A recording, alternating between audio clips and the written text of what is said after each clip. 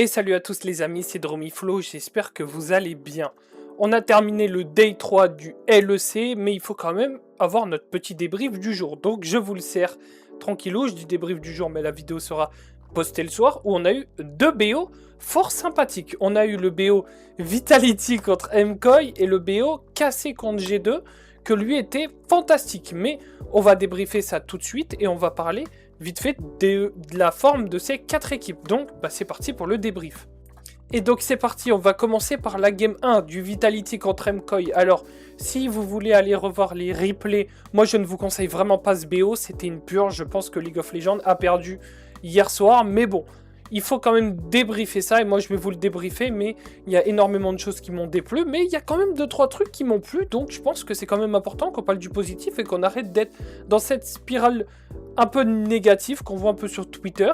On va parler un peu positif. Game 1, donc les Vitality arrivent à mettre la main sur Syndra Kami botlane avec le Wukong, donc qu'est-ce qu'on a scouté ?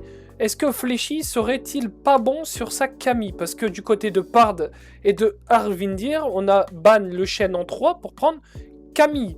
Donc, Shen qui fait tricher à Kami, les Koi sont dit, vous voulez prendre Kami? On répond Leona. Donc, est-ce que le pari pour les Koi va marcher ou pas? On va le voir tout de suite. Ils vont finir avec Galio top contre Rumble. Donc, la réponse plutôt historique contre Rumble, c'est de jouer Galio. Et en fait, ce qui va se passer, c'est que les Koi, ils vont prendre cette première game. Mais en fait, dans le jeu Vita, tu sentais qu'il n'y avait rien. Il n'y avait pas de com, tu sentais que les joueurs jouaient sans vocal. C'est littéralement, je pense, une équipe où tu me dis, elle joue sans vocal, je pense que je mise là-dessus.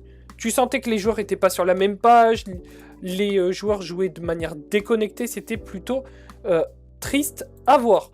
Donc, pour cette game 1...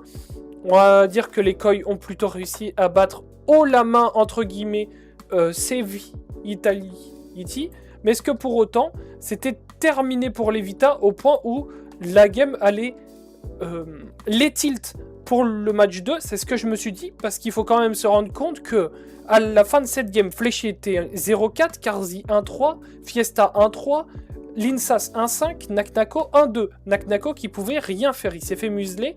Et très bonne prep d'MKOI de mettre Mirwin sur du weak side contre Naknako, parce que tu sais que Mirwin ne va pas non plus faire flancher Naknako aussi facilement, c'est un client au niveau du top.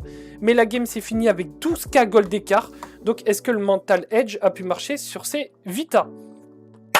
On va passer sur la game 2, win de MKOI qui commence à 1-0, et là je me suis dit, bon ça va être un 2-0 Vita, mais on verra. Donc, pour les MKOI, on a une draft plutôt classique avec Xayah Rakan dans Lucian Milio. Moi, j'aime vraiment pas Xayah Rakan dans Lucian Milio. Je comprends pas trop pourquoi on prend Xayah Rakan dans Lucian Milio. Dans le sens où, ok, tu drop bot, mais pour moi, bot est pas une lane qu'il faut ignorer. Et ils répondent pas mage bot. Quand tu laisses Lucian, souvent tu réponds mage bot. Et là, non, ils vont répondre Xayah Rakan. Donc pour moi, Xayah Rakan, je trouve ça un pari compliqué, c'est tu vas gamble entre guillemets le fait que ta lane soit très dure contre des meilleurs teamfights. Donc si jamais tu arrives à sortir de lane avec Xayah Rakan even ou juste tu te prends 10, 15 CS et aller une plate, c'est fine. Si tu te prends plus, la game va être dure. Et c'est difficile de ne pas prendre plus en fait, parce que vraiment en lane, tu te fais choquer. Donc du coup, ils vont finir les Vita avec une bonne draft. Moi je pense que c'est une bonne draft. Tu te retrouves avec Orianna dans Victor. C'est pour Victor, mais encore une fois je pense que Orianna est un très bon champion. Donc tu drops pas tant que ça en acceptant de jouer Orianna dans Victor. Il faut quand même se retrouver avec Lucian Milio, Panthéon, Orianna, Renekton. Et moi je me suis dit, bon les Vita vont pas gagner cette game parce que... Est-ce que tu te dis, là, premier degré, ouais, Karzi, Fléchy, ils vont jouer sur le fil, ils vont très bien jouer, ils vont atomiser le match-up bot, ils vont choper un K gold, et ils vont suivre ce fil conducteur jusqu'à la fin de la game, et ces deux-là vont t'envoyer au Nexus, avec Linsas qui va jouer sur les sides parfaitement pour trouver des angles de kill au moment où Elioya est en train de clear, et avec l'information d'Elioya en train de clear, il va faire le contre-jeu, et il va foutre le feu sur toute la carte, et les laners de Vitality vont respecter Mirwin vont respecter Elioya. Les gars, on s'assied, hein. Et bah au final, Fiesta s'est fait éteindre en phase de lane, les gars. Je pense que en termes de phase de lane, ce que j'ai vu de Fiesta, tu me dis que c'est hors cible. Je pense que je suis pas choqué. Tu me dis c'est un mid laner div 2.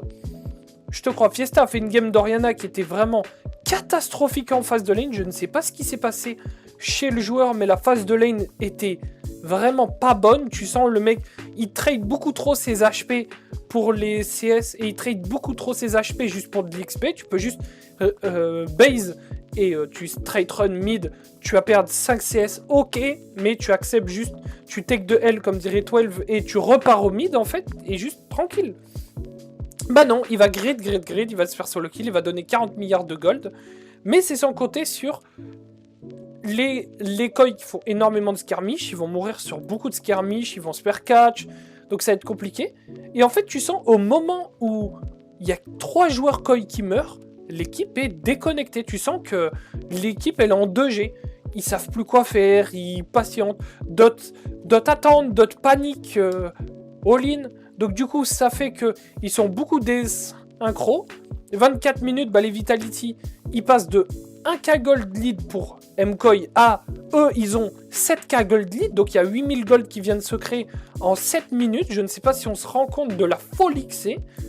Et du coup, bah, les Vitality, ils vont gagner cette game 2 avec un Mirwin qui fait pas grand chose. Il se fait éteindre par Ako. Le Panthéon de Linsas a fait une game sensationnelle. Et moi, j'applaudis Linsas parce que la game Panthéon, elle est très bonne. Et j'espère que Linsas va en faire beaucoup des games comme ça Panthéon parce que c'est des games de très haute volée, je trouve. Mais très déçu des Koi qui nous font n'importe quoi. Et là, c'est vraiment les games qui est où je me dis, mais qu'est-ce qui se passe? On a l'impression que c'est un Among Legend entre les deux équipes, où game 1, Vitality fait n'importe quoi, il y a des erreurs partout. Game 2, Fiesta, il meurt je ne sais pas combien de fois en phase de lane, et je le dis encore, je pense que Leader joue mieux Oriana que Fiesta. Donc là, gros question mark, qu'est-ce qui se passe chez Fiesta? Est-ce que le joueur, il est paniqué? Est-ce qu'il est timide, il ose pas jouer? Est-ce qu'il s'est pas accoutumé aussi au gameplay européen? Parce que c'est pas évident, c'est Crooster, les premières games, c'était pas trop ça. Et puis après, il s'est accoutumé et c'était un très bon joueur. Donc, à voir dans cette game 3. Parce que je pense que la game 3 est potentiellement la game la plus intéressante. Parce que mon main a été pick. Et oui, le pick Wei qui est sorti pour les Vitality. Que dire de Wei? Wei, c'est un champion assez niche. Mais en fait, dans les bons angles, Wei, pour moi, c'est vraiment le mage mid counter pick parfait par excellence, dans le sens où si tu arrives à avoir les conditions que Wei te demande pour qu'il soit pick, tu peux faire une game sensationnelle, dans le sens où avec la torche Liandry, tu peux atomiser tout le monde, et Wei est le meilleur utilisateur de torche Liandry de la mid lane, avec tous ses AOE. Donc, en termes de draft, chez Mkoy, on va partir pour le Shen top. Et là, j'aime pas trop Shen top parce que Shen est très fort en tant que support, parce que tu peux ulti, tu peux roam sans avoir de grosses conséquences. Parce qu'en fait, tu joues support et tu ne perds pas tellement de ressources. C'est juste ton ADC qui est laissé tout seul. Et au pire, il va drop une wave. Mais la condition pour que ton ADC drop une wave, c'est que le jungle soit là pour menacer, ou que la bot lane en face soit suffisamment ok pour pouvoir te dive. Alors que Shen top, si tu ulti, tu perds une wave, tu perds une plate, point. Et il faut que le jungle soit là pour cover aussi. Donc le jungle doit cross toute sa jungle pour venir au niveau du top, ou que ce soit prévu.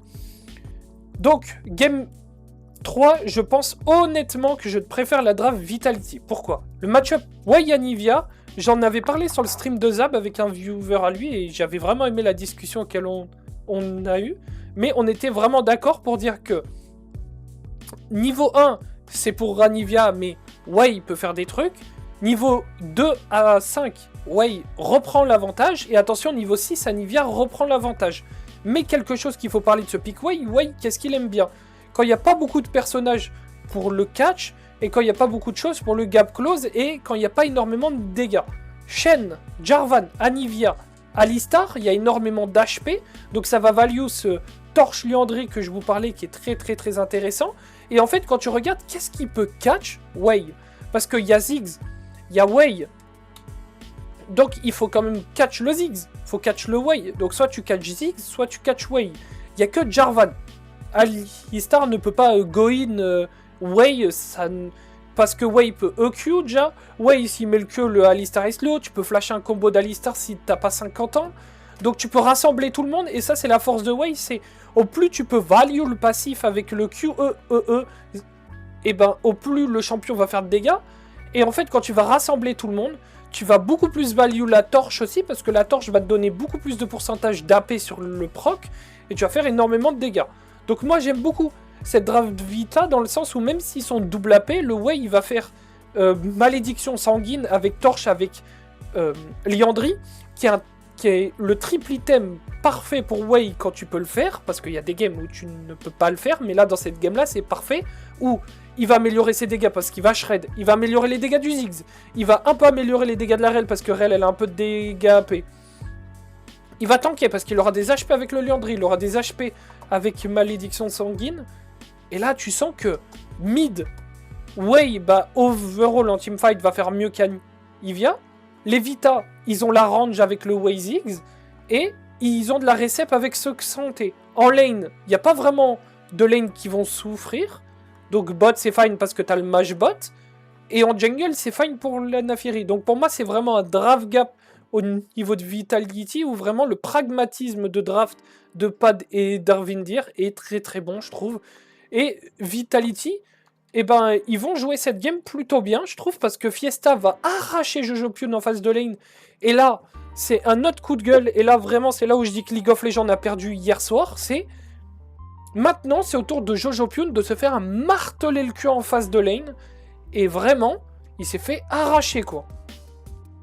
Après, là où les Vita ont été pragmatiques, c'est les ulti-chaînes de Mirwin. Du coup, ils ont accepté de potentiellement vendre un joueur ou de flash out l'ulti-chaîne pour faire en sorte que Naknako prenne un lead. Et Naknako a littéralement tellement bossé Mirwin qu'ils ont dû faire un lane swap et ils ont dû envoyer le Jarvan au niveau du top à 10 minutes pour essayer de calmer Naknako, parce qu'il avait 30 CS gap sur Mirwin à 10 minutes. C'est énorme, c'est vraiment énorme. En termes d'XP, en termes de gold, ça fait vraiment beaucoup. Mais Mirwin compense un peu avec les 2 assists qu'il chope, mais bien évidemment, c'est pas assez. Overall dans la game, les Vita s'en sortent bien, ils arrivent à choper les Drake. MKOI va réussir à prendre un skirmish avec Supa qui va faire une game de Kai'Sa exceptionnelle. Et on va en reparler de Supa parce que Supa, il fait vraiment une très très bonne game, je trouve. Il se fait beaucoup taper dessus, mais c'est un mec qui joue très très bien.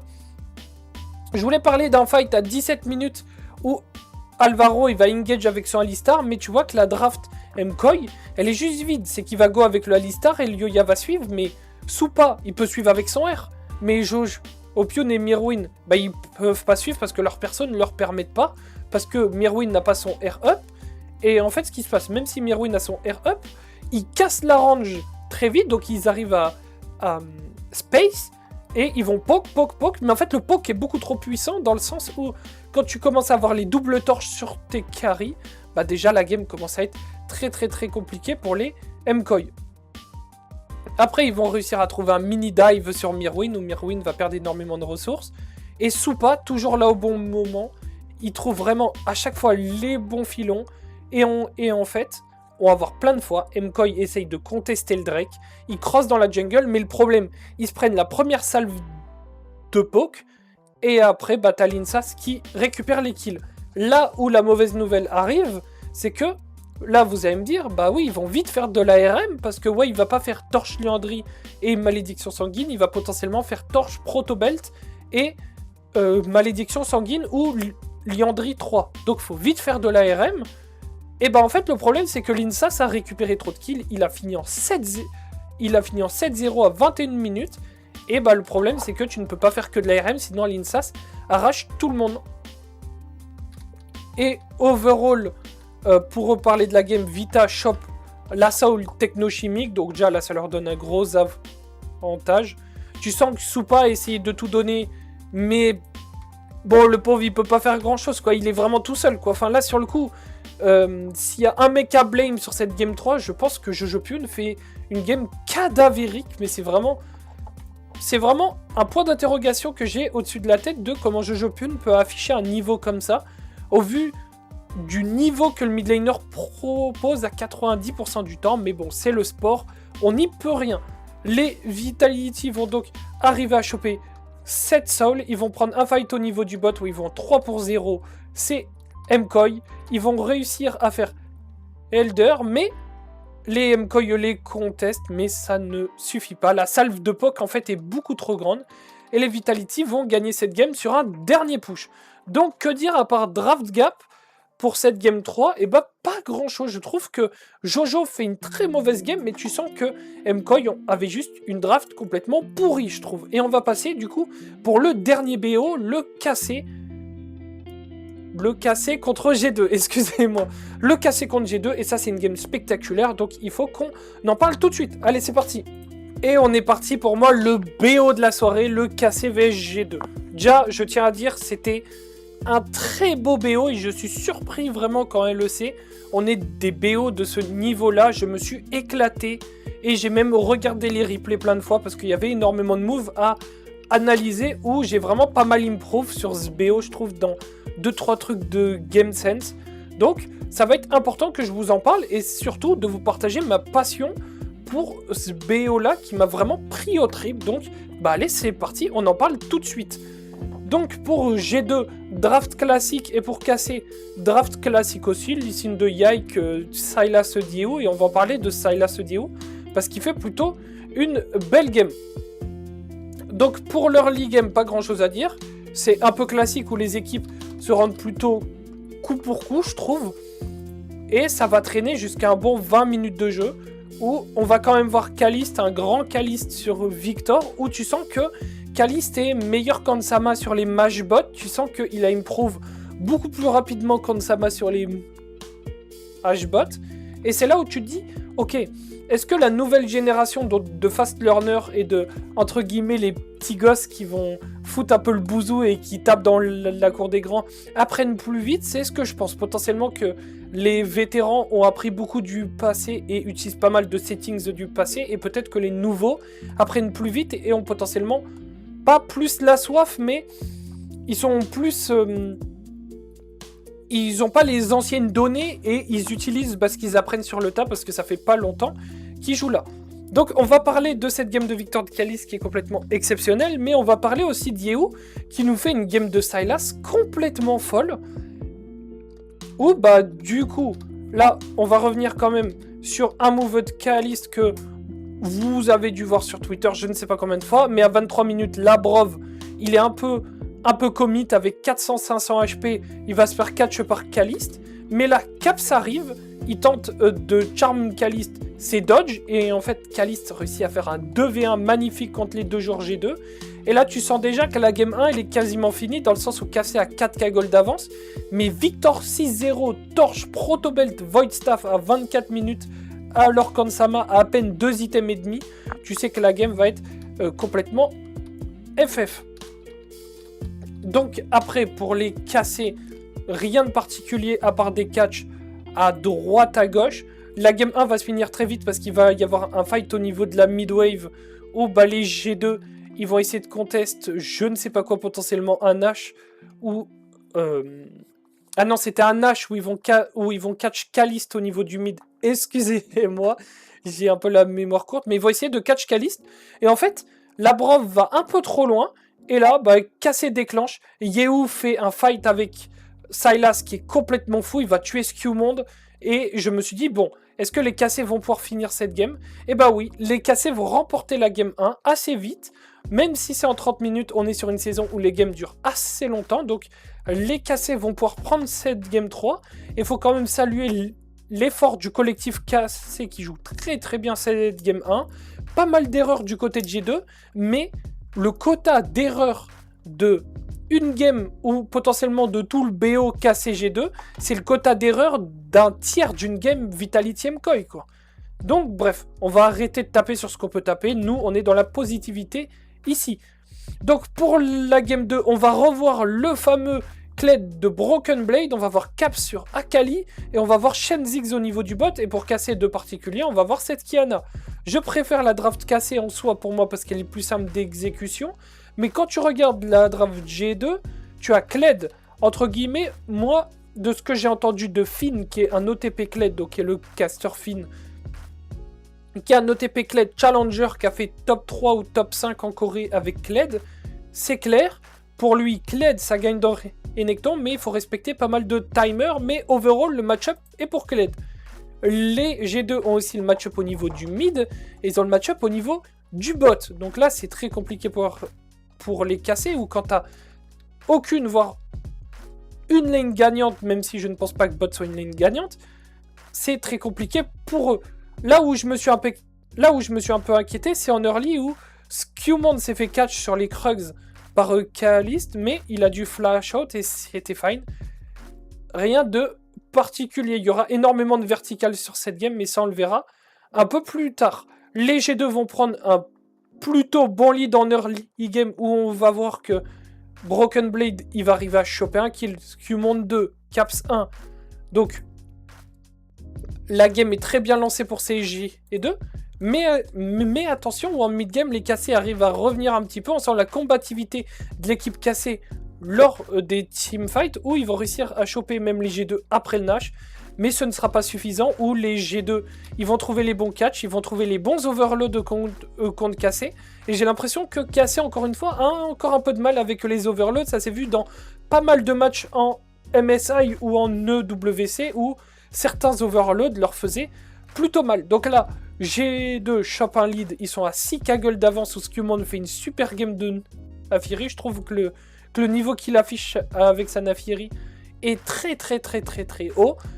Kalist pourra pas faire grand chose malheureusement, et même le collectif cassé pourra pas faire grand chose, parce que à partir du moment où tu as une Soul Montagne sur l'équipe G2 et 3 Drake Montagne, c'est très facile d'arracher la comp cassée, et quand tu as une Soul Montagne, c'est très facile d'arracher une compo Burst. Donc les G2 vont prendre cette game sans trop forcer, et pour cette game 3, je trouve ça important d'en parler. On va parler des drafts, parce que il y a pas mal de champions qui sont sortis assez atypiques. Donc pour G2, on va faire Lucian Taric au niveau du bot contre Camille Caitlyn. Donc moi perso, Taric, j'aime bien. Je pense que c'est une plutôt bonne réponse dans pas mal de compos où tu n'as que des dégâts entre guillemets et tu veux buy time pour ton équipe. Et quand tu vois la compo G2, l'ulti Taric fait que tu prends pas de dégâts, et ça c'est un truc qu'il faut vraiment souligner. C'est pas juste fort pour les squishy pour pas se faire one shot, parce que tu ne prends pas de dégâts dans l'ulti Taric. Donc tu peux très facilement, avec énormément de mêlées de close range, donc là tu vois Taric close range, tu vois Olaf close range, Galio close range et Anivia low range. Et bah du coup ça fait que, et même Lucian n'est pas un ultra range mais c'est juste un range, et bah en fait ça fait que l'ulti Taric va englober la majorité des joueurs G2, et en fait en teamfight pur, même au milieu, même à la fin d'un teamfight, parce qu'il y a le temps que ça éclore avec la lumière, et ben en fait tu vas économiser entre 2 et 6000 HP de barre de vie au total sur tes joueurs. C'est une stat value qui est complètement aberrante lors des teamfights, et Taric, on le verra en early laning, ça bosse pas mal. Yone pour casser contre cette Anivia, excusez-moi, oui c'est ça, c'est contre cette Anivia au niveau du top. Mais là le problème c'est que je trouve que Cassé ont un peu échec et mat ces G2 en termes de draft. Dans le sens où, est-ce que tu voulais le Galio top et l'Anivia mid parce qu'Anivia il find dans Cassio, mais si tu fais ça, le Galio va se retrouver dans Yone, et Galio dans Yone c'est pas bien, ou t'envoies le Galio mid dans Cassio, et Galio mid dans Cassio c'est insoutenable, et Anivia dans Yone, ça va, mais c'est pas non plus super. Et la botlane Cassé, Caitlyn, Camille peuvent largement jouer contre Taric Lucian, jusqu'on va voir que Kali s'est fait avoir par une interaction de Lucian Taric avec le E de Taric qui va être devant le Lucian, et Lucian va dash in, et en fait il va se faire avoir par le surplus de dégâts du Taric qui s'attendait pas à subir autant de burst, c'est ce qu'il avait dit lors d'une interview. Donc les G2 arrivent à prendre un lead en early, Ansama va finalement mourir de Yai qui arrive à sauver les meubles, et en early, pas grand chose pour ces casser, parce qu'on va réussir à prendre un peu à droite à gauche. Seule chose qu'il faut noter, c'est que le Yone, il a un kill, et il met 700 gold à Broken Blade. Vous allez me dire, mais qu'est-ce que ça veut dire, Flo, on comprend pas trop. Je vais vous expliquer, parce qu'en fait, il va y avoir le jeu en side. Et en side, si t'envoies Galio contre Yone avec des items RM, le Galio se fait découper, c'est même pas une idée de faire ça, tu n'envoies jamais ton Galio contre le Yone, mais c'est le plan de jeu potentiellement de casser d'envoyer le Yone contre le Galio parce qu'il a pas d'armor dans son kit et même pas d'armor dans ses items. Mais si t'envoies la Anivia, et si t'envoies Anivia et que le Yone il est devant, comme la plupart des games Yone, si t'es devant, tu side, tu arraches tout en side, tu prends tout en side. Sauf contre les champions qui peuvent Omega clear les waves rapidement. Mais problème d'Anivia pour clear les waves, c'est que il y a un temps. Il faut attendre avant de clear les waves. Donc Yone peut trouver un Q3, il peut trouver un ulti, ou il peut, une fois après avoir détruit la T1, il peut push et il peut commencer à roam. Parce que si l'Anivia veut contest la wave avant qu'il bouge, il va juste se mettre devant la wave et il va la baffer. Mais bref. Donc, pas grand chose se passe. Et puis, 1, 2, 3 skirmish et les G2 vont vraiment passer devant. 4k gold d'avance. Et là, je me suis dit, ouh, Hansama est peut-être beaucoup trop fed. Et là, il faut faire attention parce que il peut complètement arracher la game avec son Lucian dans le sens où il n'y a pas énormément de tankiness dans la draft cassée. Et c'est le problème de cette draft cassée. Donc pour le moment, Hansama fait pas l'erreur entre guillemets qui fait que la game devient 100 fois plus dure, mais il va y avoir un fight au niveau du bot et de la T2 bot à 32 minutes où Yeo va trouver un flank, qui va trouver un 2-man stun, et là, après, suivi de Kana qui va faire un fight sensationnel, qui va pouvoir même choper Hansama, qui va flash out, mais ça va être vu par le Q3 Dioné. Et là, Kalist va prendre le kill sur Hansama, il va prendre un quadruplé. Et là, les dés sont relancés pour les casser qui se balancent sur le Drake très vite. Ils vont choper cette Saul. Et là, grosse erreur de la Brov qui n'arrive pas ulti et s'approcher, même flash in sur Hansama pour lui donner l'ulti. Hansama va tomber sur une grosse erreur de la Brov. Et les G2 vont perdre gros, ils vont perdre la Saul. Donc, Cassé va avoir la Saul technochimique qui est quand même incroyable sur leur champion. Et 2, parce qu'on parle du manque de tankiness, mais ça aide pas mal sur la tankiness, même si c'est value par les HP, c'est pas négligeable. Et en fait, ça va relancer les cassés à 4k gold d'avance. Et là, du coup, à 4k gold d'avance, qu'est-ce qui va se passer? Et ça va être un peu, entre guillemets, le downfall des champions G2. Et on sent que Starik a moins de patates. Mais quelque chose qu'il faut souligner, c'est que Kana est dans tous les bons coups à chaque teamfight. Il fait vraiment des teamfights de fou. Cassés vont prendre l'Elder et ils vont arriver à prendre le Nashor et à prendre ce Nexus G2. Les games étaient sensationnels dans le sens où le niveau de jeu était très très élevé. La vision de jeu et même comment ils vont calculer les prochains coups de leur adversaire, un peu à l'esprit Magnus Carlsen, j'aime énormément. L'idée de jeu, les drafts, j'aime bien les drafts, j'ai bien aimé le Taric, il y a beaucoup de choses que j'ai bien aimé, et en plus que ce soit dans le roadshow, que ce soit dans le stade cassé, ça fait quelque chose en plus. Je trouve que je commence de plus en plus à aimer cette ADNK Corp où Jack, c'est une équipe que j'aimais beaucoup, je l'aime encore plus, où tu sens que les événements dans leur stade, les UE, tu vois même G2 jouer le jeu, tu vois Broken Blade qui fait des petites grimaces, moi je trouvais ça vraiment bien. Et autre chose que je veux souligner, le cast Tréton, Hiro, Skewmond et Bibou était incroyable. Day 3, le cast était incroyable aussi, j'ai vraiment aimé ce roadshow. Et je pense qu'il y aura un crash de dopamine ou qu'on va revenir au petit studio LEC. Mais bon, c'est comme ça, c'est le jeu. C'était Dromiflo, j'espère que la vidéo t'aura fait kiffer. N'hésite pas à me dire en commentaire ce que t'en as pensé de ce roadshow, de ces games, le niveau des games. Est-ce que ça t'a plu le niveau de ces games? N'hésite pas à me dire, je suis très très curieux. Et puis voilà, passe une bonne journée, après-midi, fin de soirée. Selon tes heures, c'était Dromi. Tchou bye, prends soin de toi mec.